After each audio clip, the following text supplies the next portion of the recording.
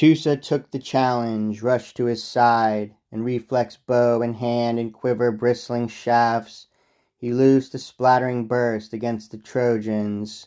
He picked off Clytus, Pisenor's shining son, the charioteer to noble Panthous' son Polydamas, wrestling the reins, struggling to head his horses straight for the point where most battalions panicked, eager to please Prince Hector and all his Trojans.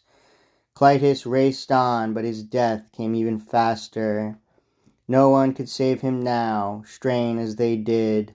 A sudden arrow jabbed him behind the neck, pierced him with pain, and out the car he hurtled, horses rearing in terror, empty chariot clattering off. But their master Polydamas marked the kill at once, ran and planted himself across the horses' path, and handed them on to Proteaon's son, Astaunous, shouting strict commands. Watch my every move, keep the team close by, then veering away himself back again to grapple front-line troops. But Teusa, quick with his next shaft, the archer aimed at Hector's brazen crest, and would have stopped his assault on Argive ships, hit him squarely, and torn his life out just as his courage peaked. But he could not dodge the lightning mind of Zeus. Standing guard over Hector, Zeus tore the glory right from Teusa's grasp. He snapped the twisted cord on his handsome bow, just as the archer drew it taut against his man, and the weighted bronze shaft skittered off to the side. The bow dropped from his hand, and Teusa shuddered, calling out to his brother, "Oh, what luck! Look! Some power cuts us out of the fighting, foils our plans. He's knocked the bow from my grip, snapped the string, the fresh gut I tied to the weapon just at dawn to launch the showers of arrows I'd let fly." "Too bad, my friend," said Ajax. "Let them there, that bow and spill of arrows down on the ground. A god with a grudge against us wrecks them all. Take up a long spear, shield on your shoulder, go for the Trojans, urge your troops to battle. Maybe they've whipped us here, but not without a fight will they take our bent ships.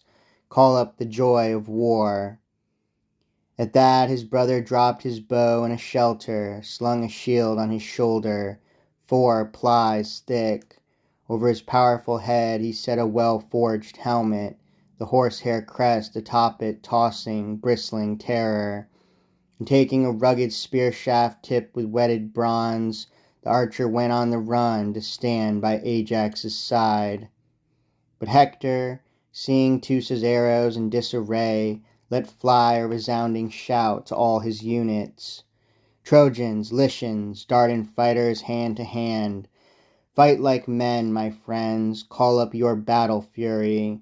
Make for the hollow ships. I see with my own eyes how Zeus has blocked their finest archers' arrows.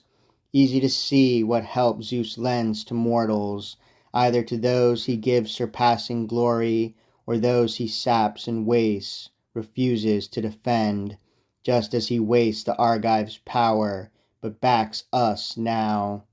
So fight by the ships all together, and that comrade who meets his death in destiny, speared or stabbed, let him die. He dies fighting for fatherland. No dishonor there.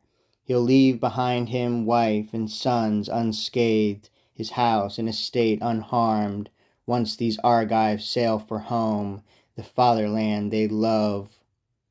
That was his cry as Hector put fresh fighting spirit in each man. But Ajax fired the troops on his side too. "Shame, you Argives! All or nothing now. Die or live and drive defeat from the ships. You want this flashing Hector to take the fleet, then each man walk the waves to regain his native land.